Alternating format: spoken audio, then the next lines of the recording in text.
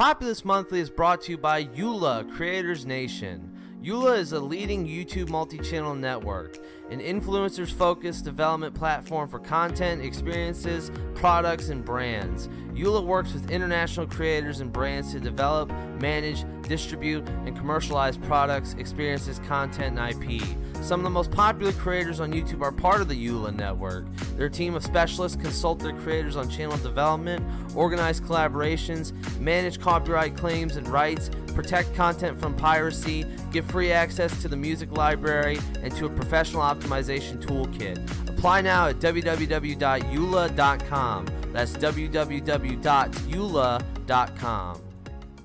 Populist Monthly is also brought to you by Patreon. For just $5 a month, you can support the show and become a patron and receive exclusive benefits. Become a patron today at www.patreon.com/populistmonthly. That's www.patreon.com/populistmonthly.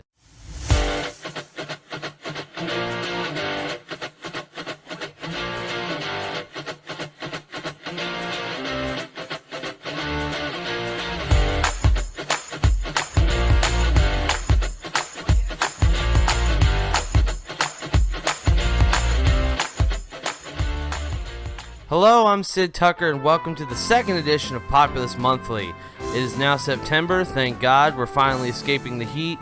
I've been so sick of summer and the sun's toxic heat melting us away. I'm so eager to see the leaves fall and the temperature go down, and discuss politics with you all here today on Populist Monthly. Now, what have I been up to? Well, I've been playing some RBI Baseball 21 lately. It's this fun arcade-style baseball game. I'm a huge Cardinals fan, and my only video game platform is the Nintendo Switch. So, it's fun for what it is, and I enjoy beating teams left and right as the Cardinals, for sure. Also, the carnival is recently in my hometown. We call it the VFW Homecoming here in Puxico, Missouri. It has rides and games, and even the square dancing floor, if that shows you how far south I am. So yeah, that was a heck of a lot of fun. So I spent a lot of time in August doing that. I've also gotten some new paintings done by one of my best friends. She did a replica painting of one of Banksy's pieces. Banksy being one of my favorite current artists of the era. It's the picture of the man throwing a bouquet of flowers as if it's a Molotov cocktail. It's a great centerpiece for my bedroom, which I will eventually do a room tour to show off the art and stuff I have collected. So look forward to seeing that soon on my YouTube channel. Now, today we have a lot of issues to talk about, whether it be Andrew Cuomo and his brother's complicity in that scandal, Biden standing his ground on the Afghanistan withdrawal, and the corporate media's attacking of it, my love for John F. Kennedy and why I hate the right wing trying to whitewash him as their own, and many more to go. We've got an excellent show for you ahead, so stay tuned for more Populist Monthly with Sid Tucker.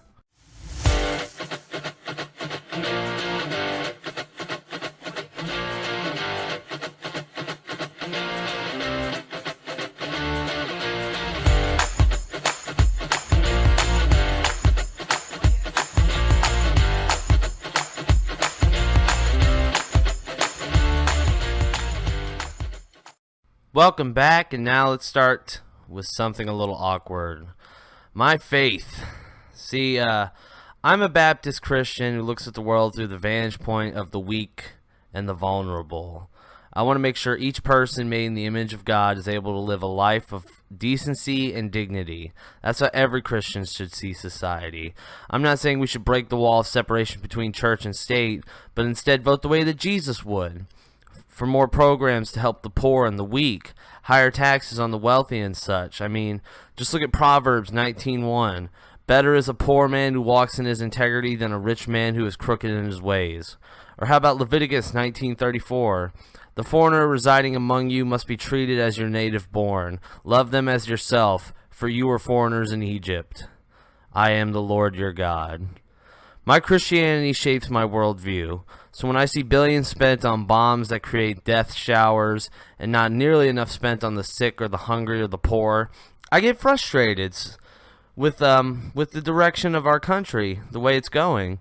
But yes, I am a Christian, and I hope for those of you anti-religious lefties that isn't a problem. I'm a progressive Christian, just like Jimmy Carter, Martin Luther King Jr., or Cornel West. My faith defines my reality. So yes, I am a believer of Christ and his ideals, and I hope that's okay with you. Now, let's go ahead, move on to Afghanistan, the Afghanistan withdrawal. Now, Biden has not only tripled down on leaving the country, but also roughly 2/3 of Americans say we never should have been there to begin with. That's right, roughly 2/3 said that they did not think America's longest war was worth fighting, the polls show. 47% of Biden's management of international affairs, while 52% approve of Biden on national security. Excuse me. Now, this goes right in the face of the corporate mainstream media narrative of beating the war drums and begging Biden to send more troops in to die in more endless wars. Now, yes, Biden isn't really handling the humanitarian crisis properly in terms of sending in humanitarian aid and taking in refugees. So it isn't exactly a perfect end to the war, but it never is. Wars that were never meant to be fought often have endings that they were never meant to have. But it's better ending it now this way than ending it 10 years from now with the same result. That being said, we must take in as many Afghan refugees as possible and help send aid to those trying to flee the country. It wasn't worth losing more American lives over a mess.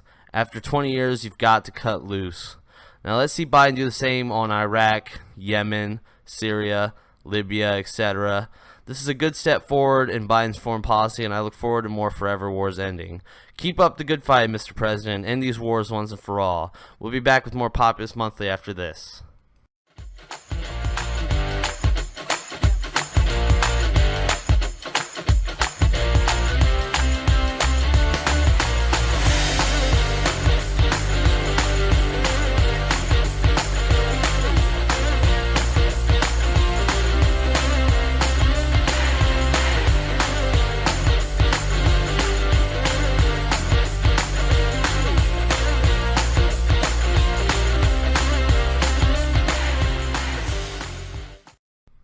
Welcome back. Now, you all may have seen this in the news in August, but obviously Andrew Cuomo resigned, and good riddance.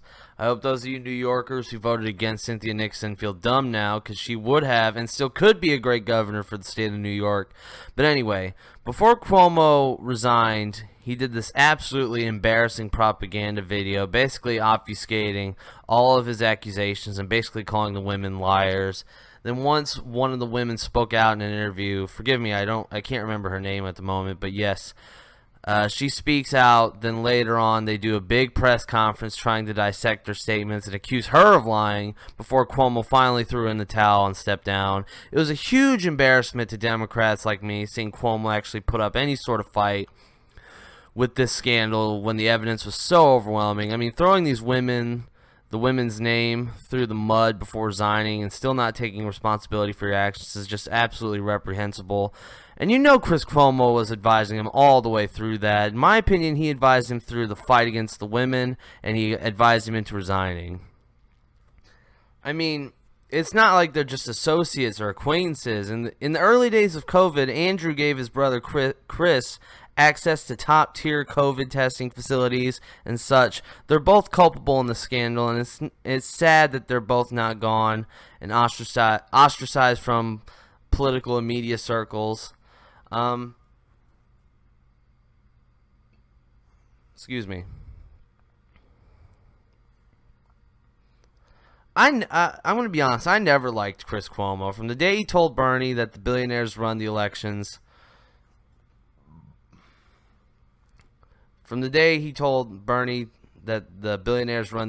like I said, then going on to emphasize the word punished when discussing Bernie's tax plan. You know, he was all like, how do you say? He's like, you're going to punish them for being rich. You're going to punish them with taxes. They're being punished and you're punishing them. That's the kind of thing that he would do. He would openly work with billionaires because he's a millionaire puppet of the elite and the corporate media monopolies that like war and like ratings and like entertainment and not so big on facts or truth or reality. It's the fake news industry, and the kings of fake news, without a doubt, not CNN. Nope. I may hate CNN, but they aren't the worst. MSNBC? Well, they're not as good as they were back in the day with Olbermann and Cenk Uygur and Crystal Ball and such. No. But they're okay. But the absolute kings of made-up fake news. Made-up fake news stories meant to push a political narrative and agenda is by far the fake news channel.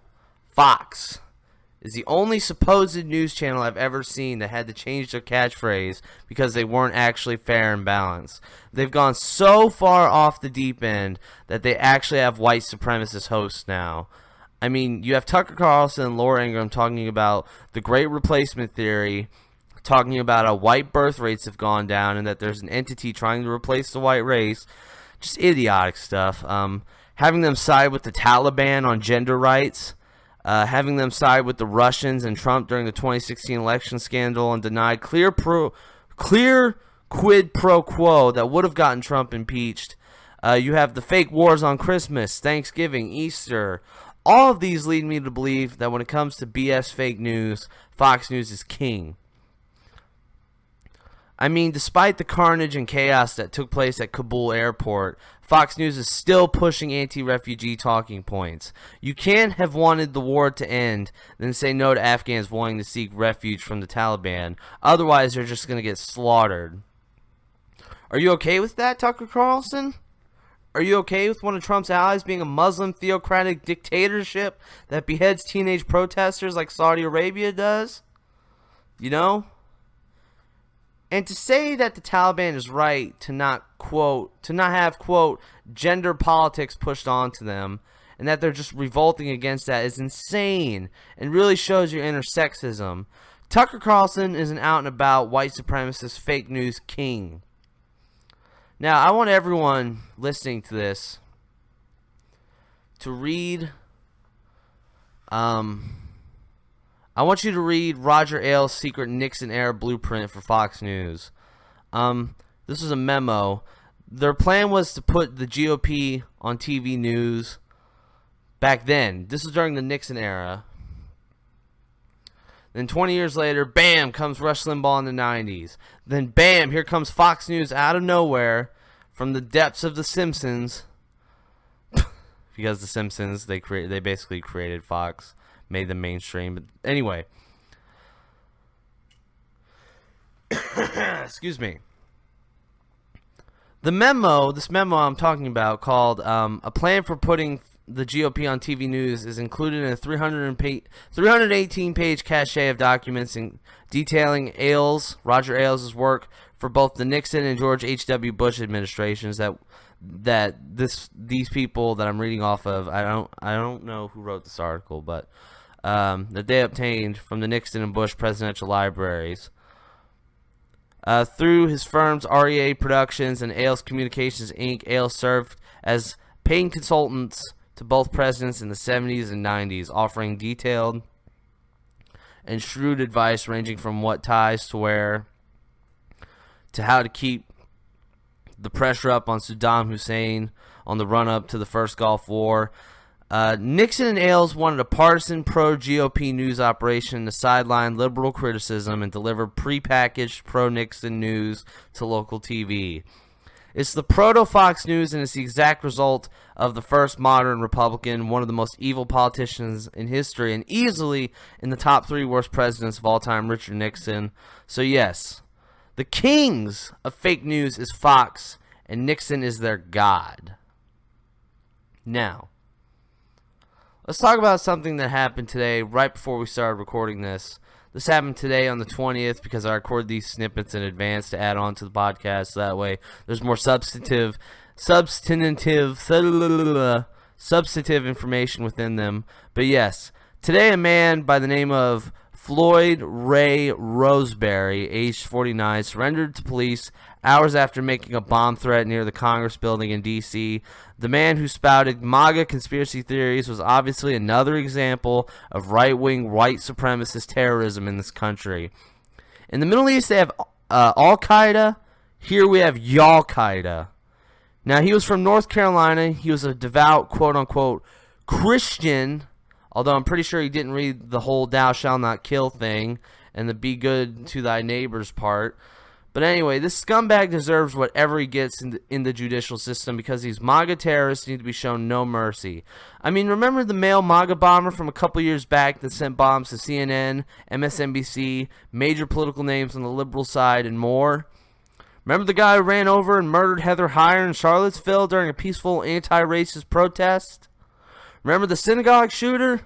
Or Dylan Roof, the black church shooter who got Burger King afterwards? Al-Qaeda is everywhere, and these right-wingers who think they're fighting for freedom against tyranny are just a bunch of evil morons.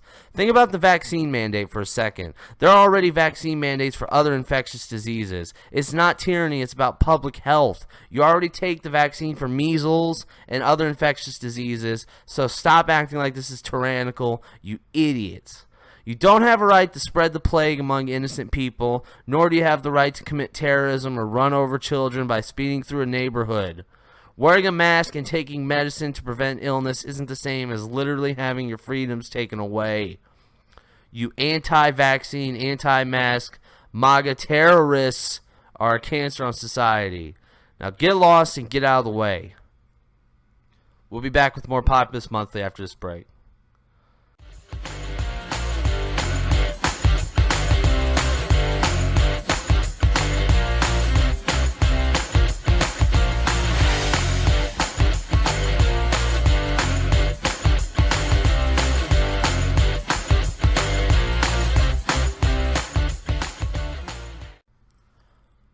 Welcome back, and now it's time for my favorite thing about politics.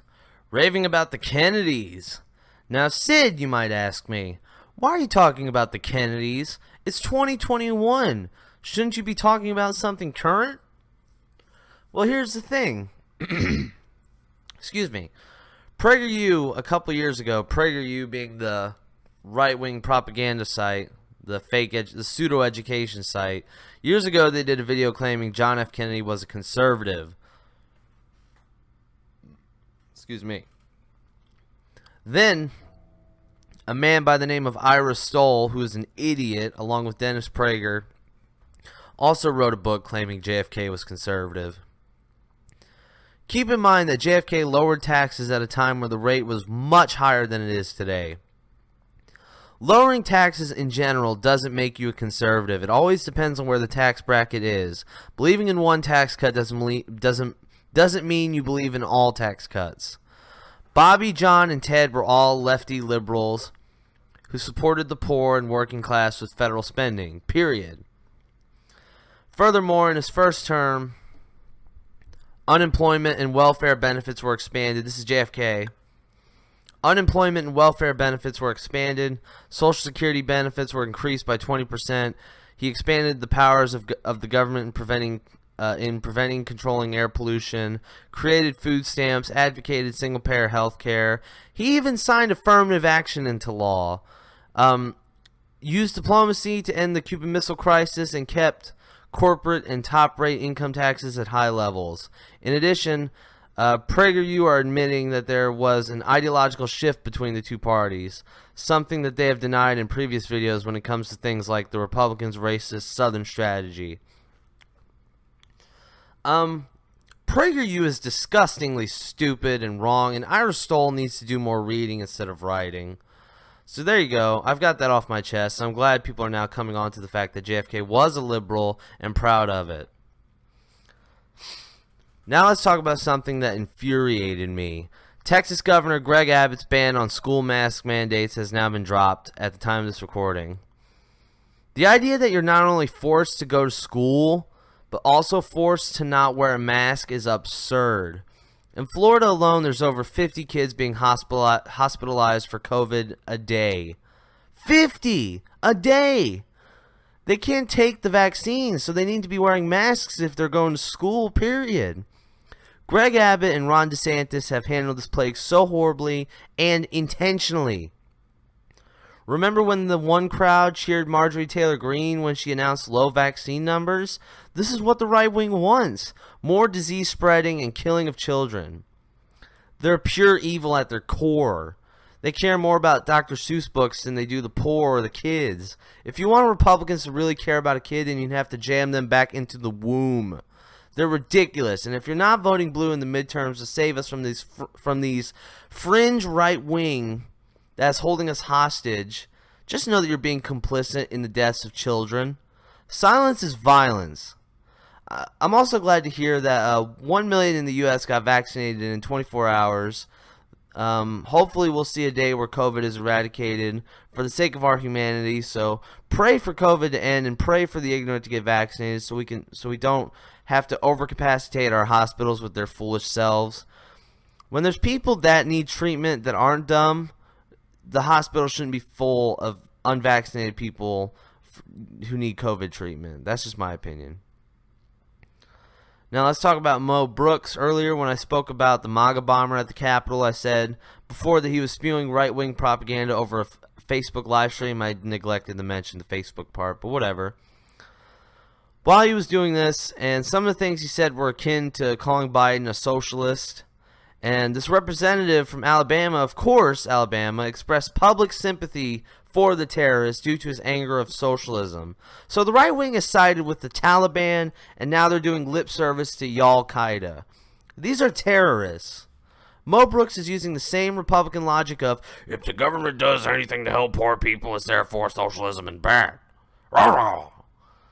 Does he realize what socialism is? It's when the workers own the means of production, not just government doing things for the working poor. You're going to sympathize with the terrorists so you can score points on Biden based on lies. How putrid of a human being can you be? I'm calling you out, Mo Brooks. That's it. I'm calling you out. I want you on this podcast. Please come on this show, and I'll give you an all-expense paid trip to Logic Mountain. One look at it will blow your mind, my brother. So yes, I'm challenging Mo Brooks to come on to my show to discuss politics with me. I'm sure he'd have a grand old time being lectured by a liberal. Now when we come back, we're going to rip into Charlie Kirk for his racist, xenophobic lies after the break, so stay tuned on Populist Monthly.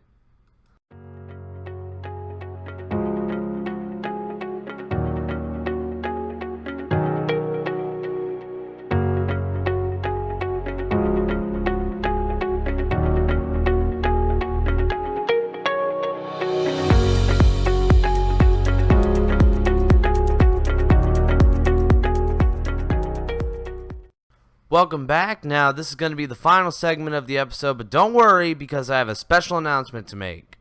Populist Monthly will now be doing 2 episodes a month instead of just 1, so you can get your double dose of populism each month from your favorite bleeding heart liberal. So yes, that's great news for all of you, and expect bonus content such as interviews in the future. But yeah, back to the dumb little brat Charlie Kirk. The kid known for spewing the myth that colleges are left-wing, and he likes to out college professors with left-leaning political ties. Excuse me. Does he not realize that facts don't care about feelings? I mean, I don't care if you feel like the facts have liberal bias. It just so happens that liberalism aligns with the most reputable evidence and studies from economists and scientists. It has nothing to do with the false reality you live in where you can get a degree at Prager University, okay? But anyway, about the Afghan refugee crisis, Kirk made the argument that Biden intentionally flubbed the Afghan withdrawal simply to let in more refugees, which is racist and ridiculous, but now he may have dog-whistled his great replacement Nazism with that argument there, but it gets even worse. Kirk went on to say that Biden just wants a couple 100,000 more Ilhan Omars to come to America to change the body politics permanently. Yes, he's taking in refugees just so they'll vote for him. Because why else would you let in refugees other than, sympathy for their situation? Also, since when was Ilhan Omar from Afghanistan? I mean, last time I checked, she was born in Somalia. Right now, she represents Minnesota. Omar clapped back, reminding him that he needs both geography. He needs to go to both geography classes and get a globe. Now, this is a country that welcomes refugees with open arms. I mean, the Statue of Liberty even says, "Give me your tired, your poor, your huddled masses yearning to breathe free, the wretched refuse of your teeming shore. Send these, the homeless, tempest-tossed, to me. I lift the lamp beside my golden door." If Charlie Kirk claims to be a patriot, then he should read the Constitution and the Statue of Liberty. If Kirk claims to be a Christian, then he should read the Bible verse I quoted earlier, Leviticus 19:34. "The foreigner residing among you must be treated as your native born. Love them as yourself, for you were foreigners in Egypt. I am the Lord your God." Charlie Kirk is a grifter, a charlatan, and a fraud. I hope karma comes back to haunt these right-wing frauds who are hurting people's livelihoods for profits. Now, speaking of grifters who profit off of propaganda, let's talk about Dave Rubin for a second. Now, Dave Rubin is a right-winger who used to claim he was technically liberal under the guise of classical liberalism. Now, he knows nothing about economics in theory, and he's literally fed Koch brothers talking points as they were his main financial backer. He claims Islamophobia is a made-up word, not knowing how words are invented, while also interviewing a woman who, quote, called for a final solution on Muslims. Yeah, there's no Islamophobia. What is Islamophobia? What is this final solution you speak of? Is it math? Like, I know I'm bringing this guy up randomly, but he's a liar. He lies about John Locke's philosophy. He lied about the Young Turks. He lies about economics. He's the biggest liar in this political media business, and the day he becomes ostracized and irrelevant is a day I highly look forward to. Now, when we come back, I'm going to wrap this up with a new segment and some announcements, so stay tuned.